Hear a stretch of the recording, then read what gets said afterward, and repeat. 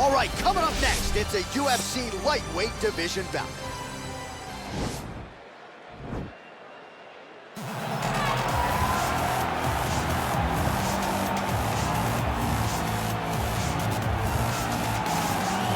Well, this guy has truly made the takedown a thing of beauty in mixed martial arts. With respect to yourself and George St. Pierre and the truly great takedown artists, this guy's closing the gap and entering that company in the eyes of many. Oh, absolutely, because he's done such a great job of timing takedowns.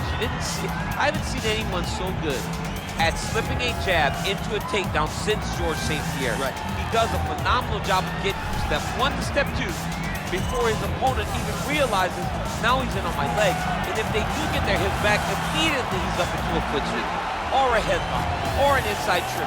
It's just so many different ways for him to get you to the floor that he will throw every single one at you every single time. And a lot of fighters talk about that wrestling maintenance and how hard it is, right, over the course of a career to continue to drill those things. He talks a lot about that, and that's why he's continued to realize success here in the UFC. All right, so here he is, DC, the one, the only Tony Ferguson, the former UFC interim lightweight champion, and the man who was the first to accrue a double-digit winning streak in the division, 155 pounds, that most people believe is the best and deepest in the UFC. It has long been the deepest division in the UFC, and Tony Ferguson has maneuvered his way through that and had eventually captured the interim lightweight championship. One of the most diverse strikers that you've ever seen. I mean, the elbow he hit against Josh Thompson to split him open was unbelievable. And couple that with the college wrestling background, and every time you step into the octagon with Ferguson, you know you're going to have your hands full.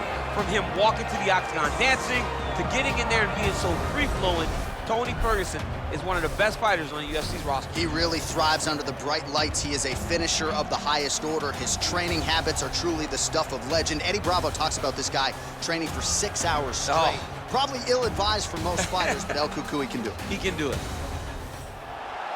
Ladies and gentlemen, this fight is 3 rounds in the UFC lightweight division. Introducing first, fighting out of the blue corner. This man is a jiu-jitsu fighter holding a professional record of 20 wins, 3 losses. He stands 5 feet 10 inches tall, weighing in at 155 pounds. Fighting out of Liverpool, England, Paddy the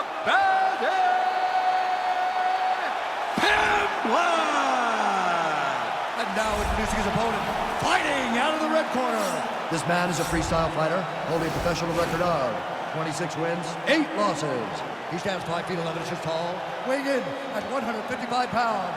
Fighting out of Orange County, California, Tony El Cucuy Ferguson!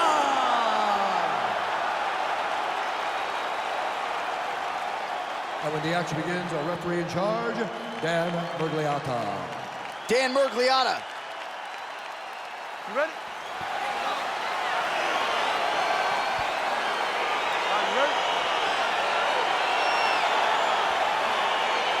All right, folks, round 1 is underway. Good to have you with us tonight. This could be a very technical fight, and if you are someone who likes the jiu-jitsu game, this is not a fight you want to miss. We've got a different audience tonight. Yeah. Because when this one was announced, the whole entire jiu-jitsu world took notice. They said, wow, we get to watch these 2 fighters compete in the UFC. It's something we've wanted for years. Just has to happen in the octagon. It did not happen in a jiu-jitsu competition, but they're more than happy to tune in and watch this great fight. Now trying to hip escape. He's just trying to move out of this position off the bottom. The Kimura is not the arm. It's the shoulder pressure that usually makes you tap. But now DC trying to isolate an arm. Yep, he's using the Kimura. And this might just be a matter of time.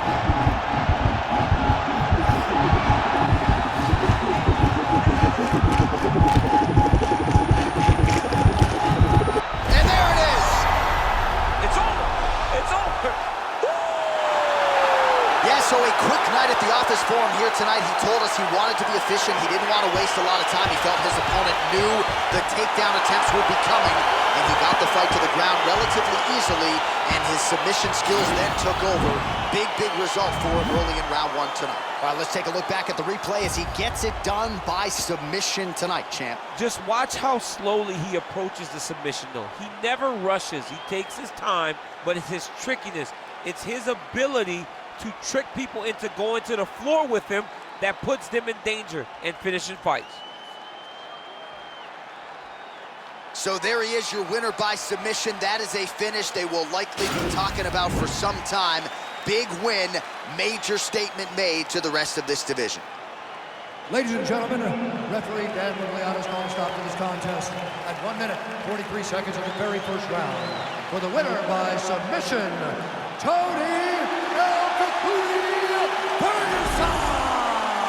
All right, so there he is, all smiles and rightfully so after he gets the job done by submission tonight. You told me off the air before the fight that he was going to submit him, and that's exactly what happened. I mean, you know, this guy has such a great submission game that you cannot lay in his guard. And his opponent is known to lay in the guard. He made him pay for it tonight, got the submission victory.